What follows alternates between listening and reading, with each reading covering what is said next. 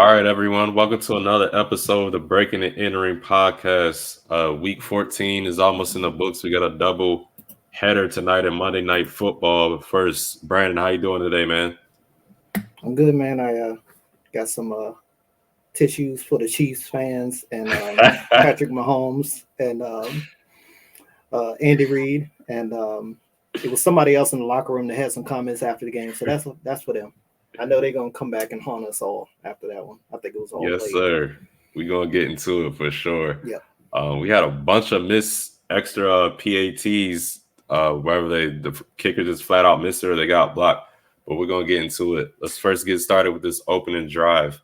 Brown safety Grant Delpit is staying in Cleveland for another 3 years after agreeing to a contract extension over the weekend. Uh, Steelers cornerback Kenny Pickett will not play versus the Colts on Saturday. Chargers quarterback Justin Herbert reportedly won't play Thursday versus the Raiders. And the Vikings wide receiver Justin Jefferson is day-to-day after being hospitalized with a chest injury. Hope everybody gets healthy time for next week. But let's get into these games. Start with the Bucks out the Falcons. When we were previewing this game last week, I said that Falcons have a good chance of winning if they keep Mike Evans' check. They kept him in check, but the Falcons still lost. This is a crazy game. I know you're kind of upset. Younghoe Koo is now the field goal leader, but he missed 2 field goals yesterday. So I wonder, how that's going to affect his percentage and if Justin Tucker will be back on top after that.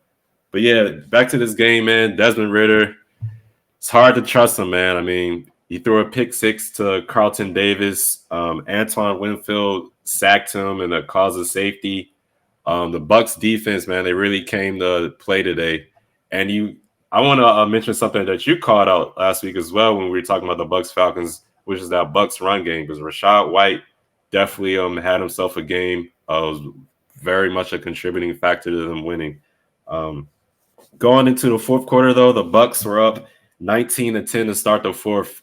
Falcons ended up scoring 15 points in that fourth quarter, but it wasn't enough. Came down to the wire. Falcons drove down the field, scored a touchdown, about 3 minutes left, and then Desmond Ridder connected with Drake London for the 2-point conversion. Drake London also had an amazing catch, about 45 yards at the end of that fourth quarter, but they left the Bucks with enough time. They were to march down the field. Baker Mayfield hit Cade Otton for the game-winning touchdown, and didn't leave too much time left for the Falcons. They were able to get down to about the 5-yard line, but they stopped Drake London short of the end zone on the last play of the game. Brandon, what did you think of this game, though, man? Yeah, Baker Mayfield. He's propelled his Bucks back into first place in the pathetic NFC South, in my opinion. I'm sure a lot of people agree with that. You mentioned his touchdown throw to Cade Otton, 31 seconds left. Beautiful pass over the safety, Richie Grant. And then, like you mentioned, Atlanta had time to spare on the clock. They had 2 timeouts. The comeback kids at home, I call them, they got all the way down inside the 10-yard line. Like you said, I typically highlight how the Falcons win those home games on the leg of Younghoe Koo, but this game, it wasn't enough to get Younghoe Koo to win the game. Of course, they were down by 4 at that point. And, got stuffed right there because I remember watching the end of my game and then having this one up on my ESPN app on my phone. And, of course, there's a delay in there, so you don't know what happened. And I didn't want to turn away from my game to go watch NFL Network to see what happened. So I just found out late. So, yeah, like you mentioned, got to give credit to Drake London, hell of a game, monster game. Pitts got involved a little bit as well in the passing game. It just wasn't enough. Atlanta's defense did a fine job containing Mike Evans. You mentioned how that was going to be a bonus for them. They had a better chance of winning if they contained him, and they did. 1 reception, 8 yards, 6 targets. But, yeah, they couldn't stop the run, honestly, for Atlanta. So, it's 1 step forward, 2 steps back with them, it seems like every time. Again, great game for Bake and the Tampa Bay running attack, 148 yards on the ground and a touchdown. Still don't know who's going to win this division, but Tampa Bay's in the driver's seat as for now. Yep. All right, everyone. My Ravens, we escaped a long game on Sunday at the bank thanks to our special teams and Tylan Wallace. 31 37-31 was the final. I almost fired John Harbaugh after his idiot ass. Damn.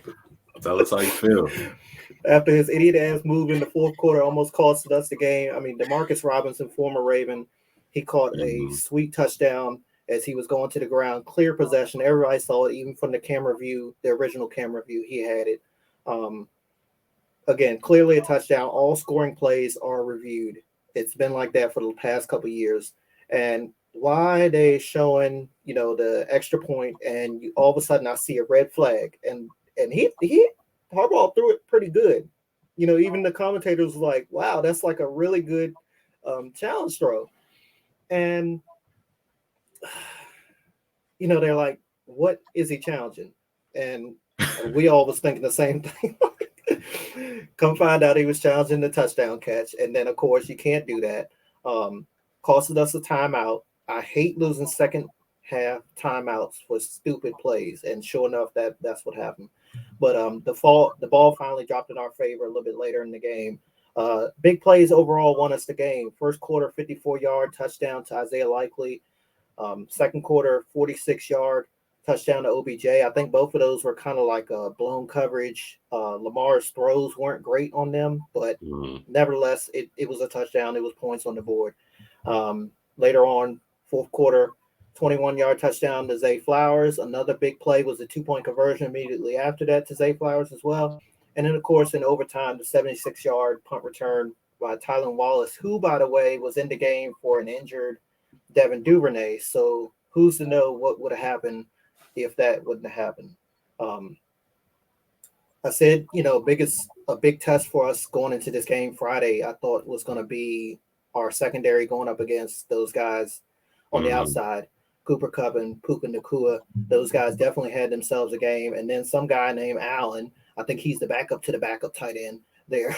He was having a game, which I didn't not expect tight ends always have good games against us, but it was more so the fact that this guy, third string tight end, is just coming out and just looking like Rob Gronkowski and Travis Kelce. Like he was catching passes all over the field. Aaron Donald has sacked 53 quarterbacks in his career. Different guys. He was on the verge of number 54. He had LJ by his leg at one play or somewhere, and LJ like hit a spin move and got out of it. So I was like, okay, good. He's not number 54. He might be it down the line. But LJ's now 19-1 against the NFC. He had way too many pass attempts though. In regulation, he had 41. He ended up with 43 on the afternoon. Way too many. I always think of our offense like the Pittsburgh Steelers with Big Ben Roethlisberger when he was playing. It was always like 17 to 24 pass attempts, and they were damn near undefeated. And that's how we need to be. We got to get back to running the ball, in my opinion, a little bit. I think we passed it a little bit too much. It's nice to have the playmakers and everything, but ground and pound is our MO, and it always has been.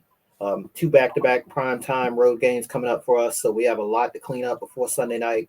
And I'm going to get to Marlon Humphrey a little bit later. He almost got fired too by me. He was pathetic, in my opinion, in the fourth quarter and overtime. I mean, he got burnt on one play. He tripped up on another. He dropped the interception in the end zone, and they ended up scoring on the next play. Yeah. Marlon Humphrey, I don't know, man. It's yeah. Did you see this game? Yeah, I was watching. They were showing it on Red Zone. I got a question for you. I don't really have too much on this game. I just want to know, you know anything more about Kyle Hamilton? Because I know he went out with a knee injury. Correct? That's pretty big loss if he's out for a long time. Week to week, they're saying. Okay. And what's crazy is he went out injured, and I was like, I remember writing it down in my notes. I was like, one step forward, 2 steps back again. And he came back in a couple plays later, and the next thing I know, they were showing him on the sideline. So yeah, and then Ronnie Stanley, of course, he's like I don't even know what the analogy is with him. You never know when he's gonna play. It's like, come on, bro. I got you. But yeah, man, this is a entertaining game. I think Lamar might have kind of helped himself in the MVP race a little bit. Like you said, he did have a bunch of passing attempts, 43 attempts, but he was kind of back to himself on the ground. He had 70 yards rushing. Keaton Mitchell, man, another diamond in the rough you guys find. It seems like you guys always get an undrafted free agent or a late round pick, and they turn out to be a stud for you. Keaton Mitchell, he only had 54 yards rushing, but I know he had broke a big 27-yard run. I think he's going to be real good for y'all going forward, especially in the playoffs, man. Isaiah Likely, he stepped in so far pretty good, especially this game for Mark Andrews. I want to see how he looks going forward. I remember you put me on him last year saying how good he could be as a rookie. So I definitely kept an eye on him. Zay Flowers, he kind of reminded me a little bit of Marquise Brown. He had a drop. It felt like it was like a body catch, and it popped out his hands. I was like, uh-oh. I was thinking about you when that play happened.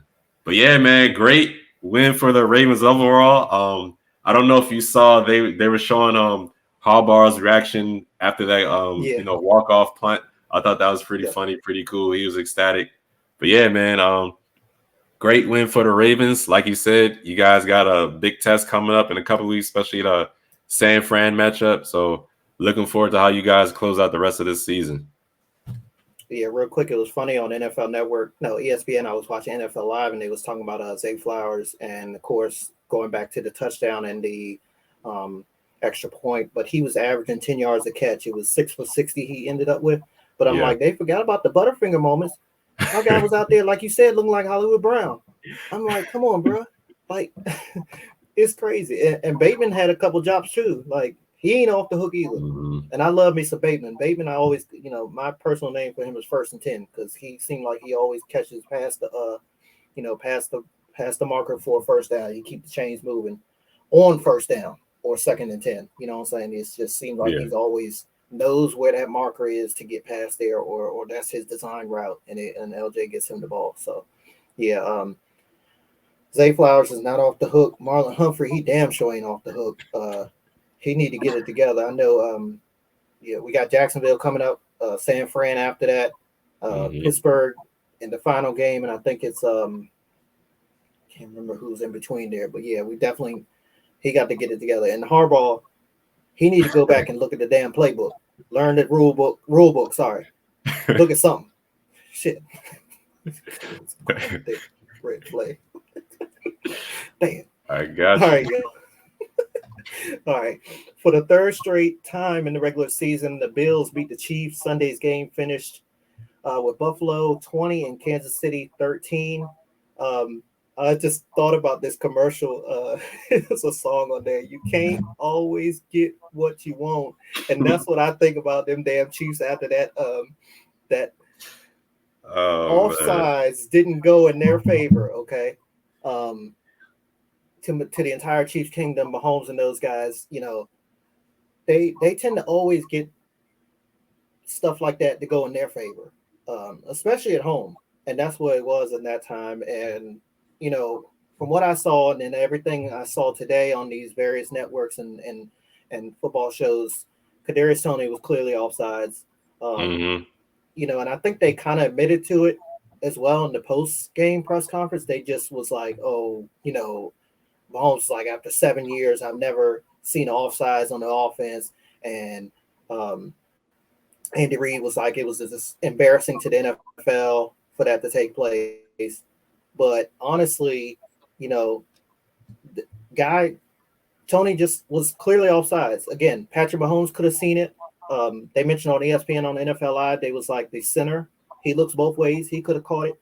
And yes, there are some instances where the refs do sit back from the down judge or the line judge, and they say, okay, hey, back it up, this and that. But I'm saying at the end of the day, you've been playing football long enough. Again, everybody makes mistakes, but I think that was just a clear mental mistake. So yeah, I have no doubt though Kansas City will win out.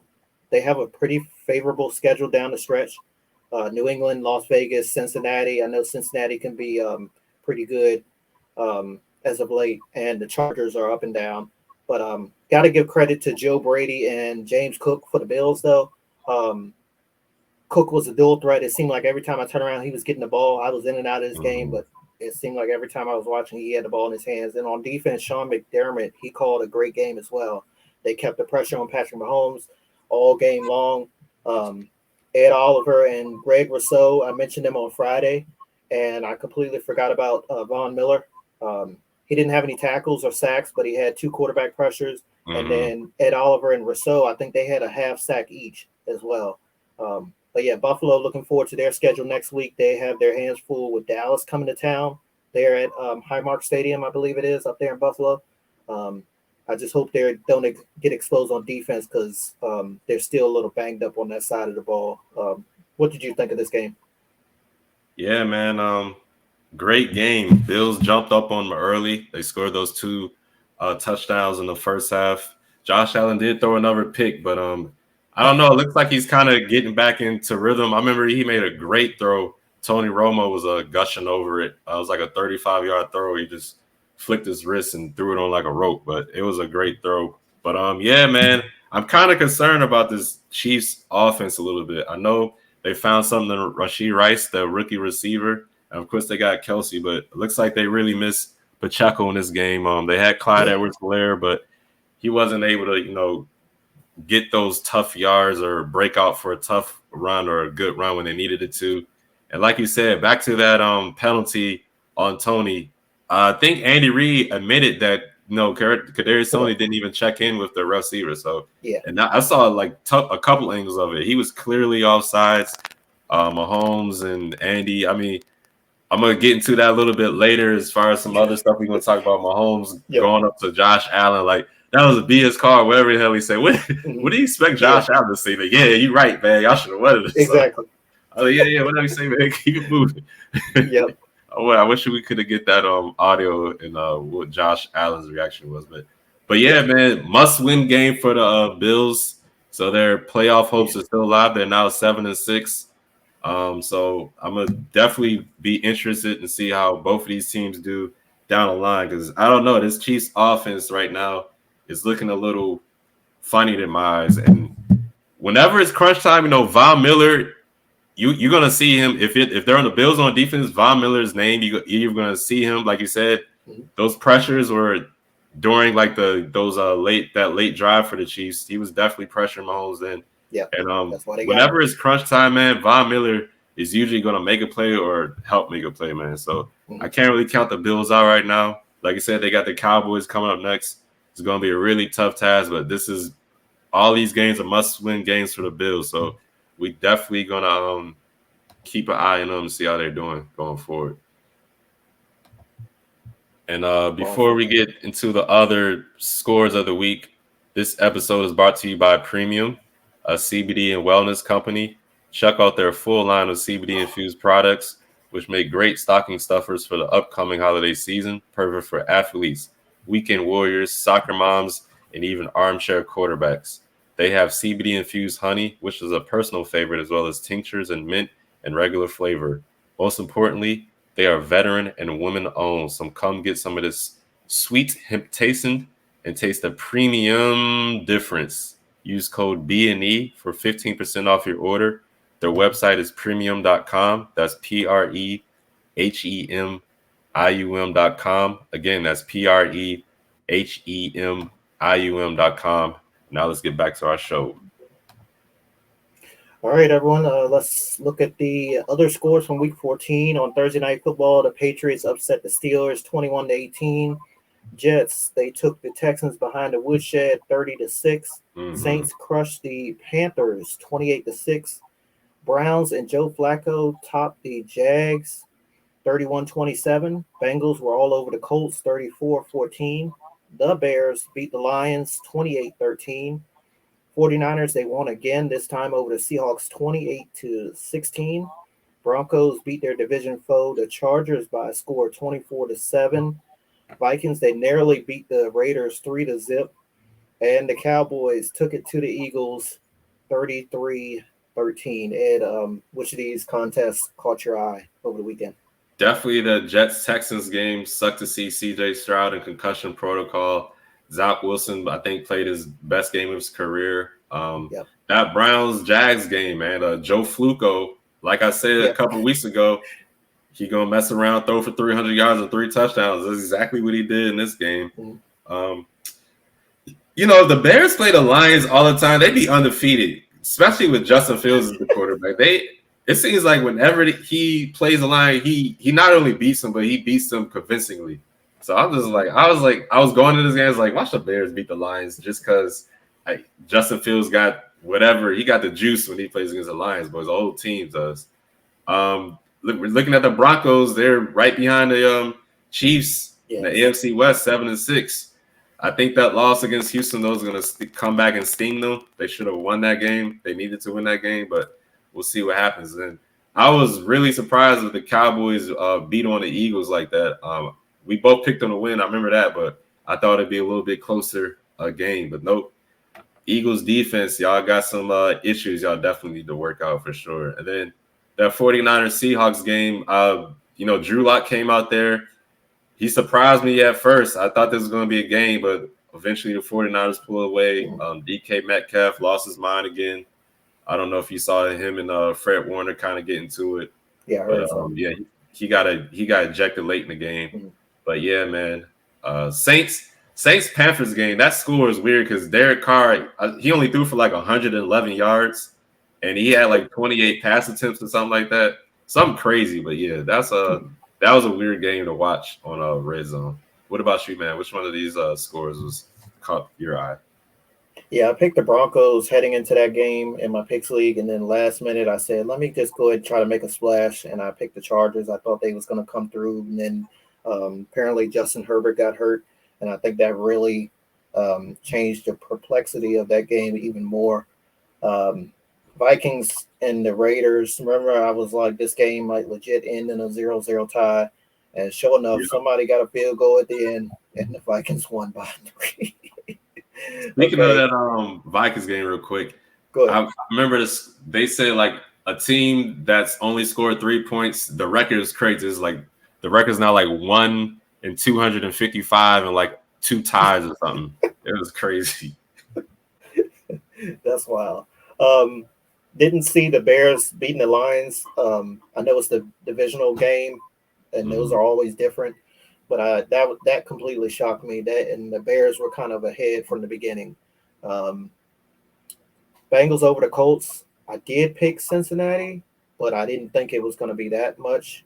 And Zach Wilson. I remember seeing something. I want to say it was late last week or earlier this week. I mean, before the game. Either way, um, Robert Sala came out and he was like, he had a conversation with Zach Wilson. And he feels like he's the best quarterback on the team and he gives them the best chance to win this and that.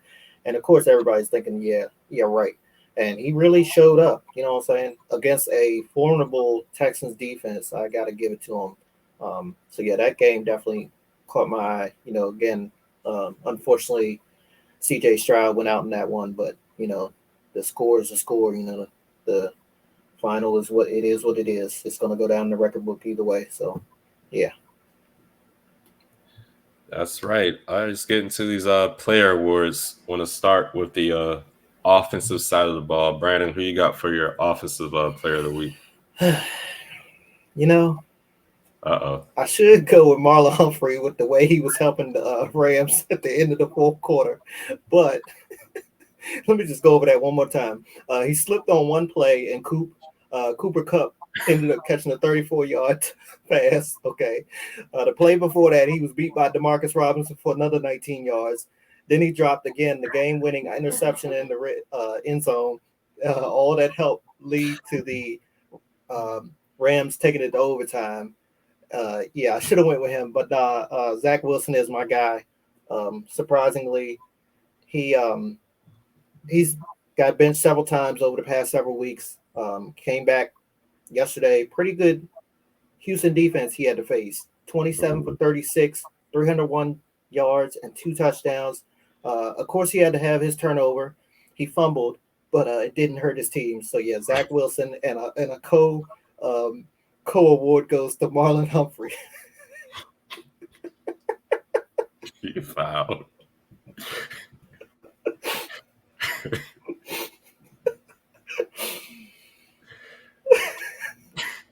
What about you?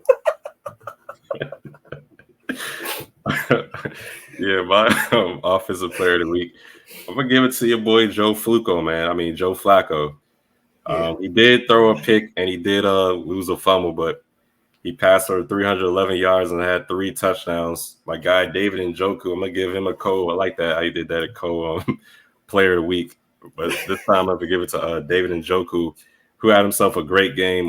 Jaguars can do nothing with him. He had 6 receptions for 91 yards and 2 touchdowns. All right, who you got for the defensive player of the week? I know one player is not. clearly. Actually, two players. Before I go to that, I don't know if you saw Darius Slay's wife was catching some heat on Twitter from NFL fans, Eagles fans, probably. I don't know. I didn't read the whole comments, but she had to make two posts during that game because they basically was coming to her and was like, your husband's looking like trash out there. Like he's just getting beat left and right and stuff. No, I didn't Look see her up that. on Twitter. Okay. Yeah, look her up. I guess you have to Google her name or whatever. I can't remember her name on top of my head, but it just popped up on my feed last night during the game. Excuse me. But my defensive player of the week is going to go to Tremont Edmonds of the Bears. 7 tackles, 1 tackle for a loss, 1 pass defense, and an interception there. Huge game against the Detroit Lions that have a very good offense. What about you? Yeah, I want to give it to the whole Vikings defense for shutting out the Raiders 3-0, but I guess if I single out one person on the team, it's going to be Ivan Pace Jr. He had about 13 tackles in total, 7 solos, 6 assisted, 1 sack. He had a pass deflected, and he also had an interception. So yeah, Ivan Pace Jr. of the Minnesota Vikings is my defensive player of the week. Now let's get down to the special teamer player of the week. I think we both might have the same one, but who you got running? Yeah, probably so. Tylen Wallace won the game for us, 76 yards. Again, he was in for the injured Pro Bowler Devin Duvernay. Just what we needed there in overtime. I always get nervous when it's a backup kick or especially punt returner in because I mean these guys are all talented. It's just like especially on a punt return, your eyes are in the sky. You can't see Mm-hmm. who's coming at you, and it's not necessarily they're going to get popped. It's that they're going to drop the ball. Mm-hmm. And on that play, he had a couple good blocks, and then it was all him from there. So yeah, Tylen Wallace, great play for the win to get us out of our home stadium with a win. Yep, I got the same player. Great return. Broke a couple tackles and got out on fools. So yeah, salute to Tylen Wallace. Both of us picked him for special teamer of the week. All right, let's get into it. Bonehead call or bonehead player of the week. Who you got? Two of them from one game, Rams versus Ravens. Uh-oh. Uh, One of them I didn't talk about. I'm going to go with the one that I talked about first. Again, Demarcus Robinson, great touchdown in the fourth quarter, clear as day. He caught it. We all know scoring plays are reviewed, especially when they look close to being kind of controversial, even though I think everybody agreed it wasn't. Rams lined up for the extra point. You see the red flag coming in. Harbaugh challenges it. We lose a timeout. Um, Again, he needs to read the rule book before next Sunday and the following games and before the potential playoffs. Just read the playbook, Harbaugh. Take a day, okay? And then Rams, fourth down and whatever. I think it was in the first half. The punt gets off. We have a great field goal position. LJ comes back on the field. Fox cuts the break. I go do whatever, come back, and they talking about, oh, the Rams are back on offense because of offsides on the Ravens, right? I look, they showed a replay, and it's about 3 or 4 of our guys lined up off sides. And I'm like, really? Really? So, yeah, there's 2 of them. And that led to the Allen touchdown. Allen, by the way, the backup to the backup tight end. Yeah, I think Higby was out that game. Tyler Higby for the Rams. Okay. Well, you kind of mentioned it earlier in the Bills Chiefs game, but I got to give it to Kadarius Toney for lining up all sides. That was a great play that he blew away. I feel like this is another bad memory that's going to be for Kadarius Tony. I know earlier in the season he Yeah, went off of social media because a bonehead play he made earlier. But Mahomes, you kind of get involved with this bonehead play too for just your complaining, you and Andy, and then you going up to Josh Allen and talking about the the call too, like he's gonna be like, yeah, man, what could you do, right? Like, nah, man. yes. So bonehead play, Kadarius Tony and Patrick Mahomes and Kadarius Tony. You might want to get your resume out. I don't know if you'll be with the team going forward much longer. You might be because they need all the help they can get on the offensive side of the ball, but I don't know, man. Future might be looking funny in the light, but yeah, After the second week of February, he might need a job yeah. for Good luck sure. to him. Let's get to these Monday Night Football games real quick. Um, Tennessee and Miami doubleheader, and Green Bay at New York. Who do you What do you see happening in both of these games? Yeah, Miami is a 13.5 point favorite. They got a good chance of covering that. I think Tennessee is gonna make it a game though, but I like Miami. That offense, Tyreek Hill and those boys, they're so dynamic. And then the Green Bay Giants game, the Green Bay Packers are favored by 5.5 points. I think they should be able to cover that. Jordan Love looks like he's turned on a switch and kept it on as far as making good plays. I don't know if Christian Watson is going to be playing this game, but they're going to need Jaden Reed to step up and some other guys to step up. Romeo Dobbs, AJ Dillon, he played really good last week, so hopefully they can continue that.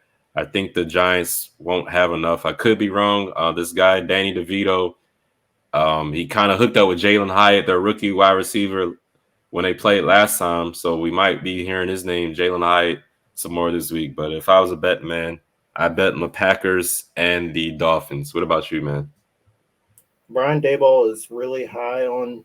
I'm going to say Danny DeVito. Did I say I don't Danny? even know the guys. I don't even know the guy's name. DeVito's his Tommy, last name. Tommy Tommy DeVito. somebody. Okay, he's really high on him. And if they mess around and win, because we be wrong a lot on these Monday Night Football games. Mm-hmm. I got the Packers, everyone. If they mess around and win, because they're so horrendous in primetime games over the past, I don't know how many years, um, New York is going to be ready to crown DeVito for sure. Mm-hmm. For sure. And then Tennessee, Miami. I just think back to last year on Monday Night Football. It was, I don't remember who the Titans were playing. I want to say the Eagles, and they started Tannehill, and then he was stinking it up, and then they put Willis in there, and he was just like a deer in headlights, and they got blown out by like 20 plus points, if I'm not mistaken. I hope it's a 70-point um, scoreboard final for the Dolphins. I hope they beat the hell out of Tennessee. But like you said, I do see Tennessee making the game. I think that these Vrabel coach teams are very tough. It reminds me of Mike Tomlin and Dan Campbell, John Harbaugh. The Titans always are competitive. It may not show up on the scoreboard. They're going to be physical, and they're probably a lot more physical than Miami, because Miami, we think of speed. Mm-hmm. We know Phillips is out for Miami. Mm-hmm. They're the guy that came in and replaced him. I can't think of his name off the top of my head. He had a great game last week, and I forgot. Miami is the fourth team that we play. We play That's gonna be a big Jacksonville game. at Jacksonville, at San Fran, Miami at home, and Pittsburgh. I don't know where that Pittsburgh game is. I think it's in Baltimore. But I'm kind of nervous about that Miami team heading into that one with the way they came back against us last year. So yeah, that's definitely something to be looking out for in a couple weeks when we preview that game. But yeah, I got to be clear, Miami and Green Bay in these games on Monday night. All right. All right, everyone, that's going to do it for this episode of the Breaking and Entering podcast presented by Premium. Enjoy the Monday Night Football games. Thursday Night Football is coming up right around the corner. We're getting down to the end. I know the two teams are already eliminated: the New England Patriots and the Carolina Panthers. So yeah, sorry guys, so y'all just going to y'all's support your team. I know it's rough. Until next time, love one another.